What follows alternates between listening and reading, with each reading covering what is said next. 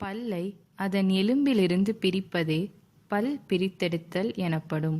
உங்கள் பல் உடைந்தாலோ அல்லது சொத்தையானாலோ உங்கள் பல் மருத்துவர் அப்பல்லை அடைத்தோ அல்லது பல் கவசம் வைத்தோ காப்பாற்றுவார். அதிக அளவில் பல் சேதமடைந்திருந்தால் மட்டுமே அப்பல் பிரித்தெடுக்கப்படும். பல் பிரித்தெடுப்பதற்கு பல்வேறு காரணங்கள் உள்ளன.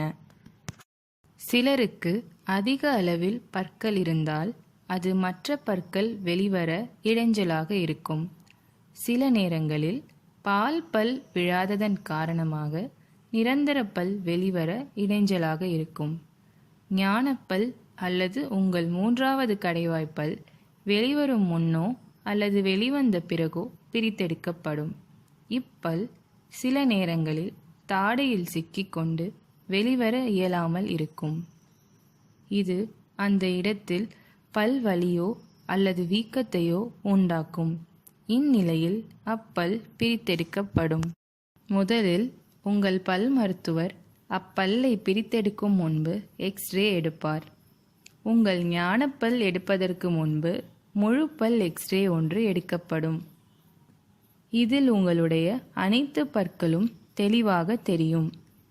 பல் பிரித்தெடுத்தலில் இரு வகை உண்டு.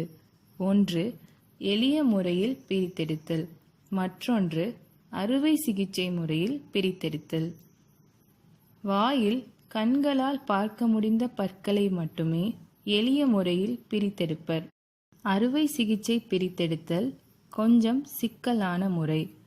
பல் ஈருக்குள் உடைந்தாலோ அல்லது எலும்புக்குள் உள்ள பல்லை எடுக்க மட்டுமே இம்முறை கையாளப்படும். பல் பிரித்தெடுப்பதற்கு முன் உங்கள் மருத்துவ வரலாறு குறித்து கேட்கப்படும். பின்வரும் சிலருக்கு இது முரண்கேடாக விளங்கும். இதய நோயாளிகள், சர்க்கரை நோயாளிகள், இரத்த கொதிப்பு உடையவர்கள், கர்ப்பிணி பெண்கள், இதயத்தில் செயற்கை வால்வு பொருத்தியவர்கள்.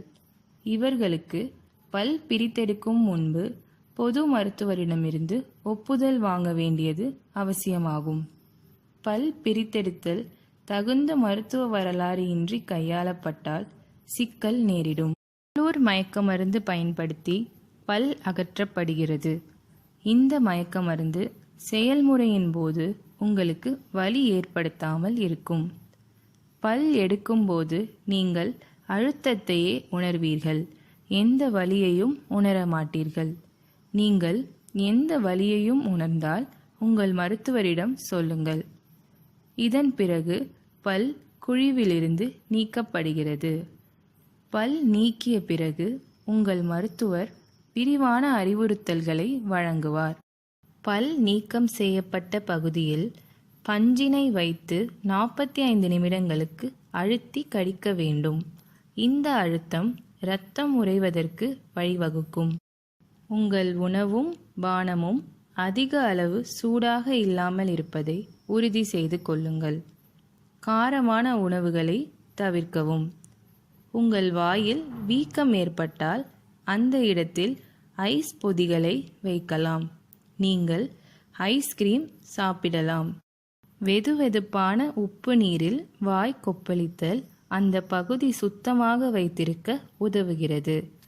1 கப் தண்ணீரில் அரை தேநீர் ஸ்பூன் உப்பை உபயோகிக்கவும். உங்கள் பல் பிடுங்கப்பட்ட பிறகு நீங்கள் உடனடியாக உணவு உண்ணலாம்.